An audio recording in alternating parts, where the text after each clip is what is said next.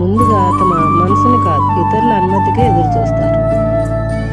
అంతేకాదు డబ్బు లేదంటారు, చదువు లేదంటారు, అవకాశాలు లేవనుకుంటారు.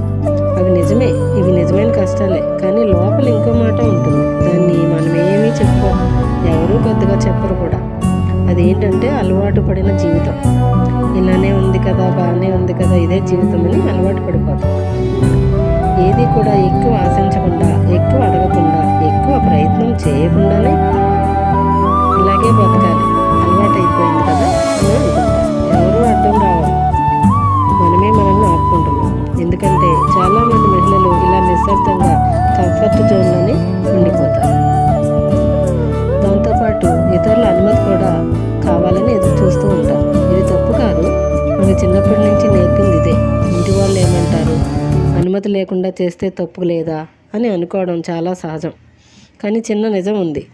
కానీ మనం చేసే పనిలో నిజాయితీ, నిబద్ధత ఉంటే ఎవరినైనా తేలికగా అనుమతి కోరవచ్చు. దాంతోపాటు మన జీవితం పాజులో లేకుండా పాజిటివ్లో ఉంటుంది. కొంతమంది ముందుకెళ్తారు, కొంతమంది వేచి చూస్తూనే ఉంటారు. తేడా ధైర్యం లేక కాదు, తేడా అనుమతి కోసం చూడడం కూడా ఒక కారణం. అంతే.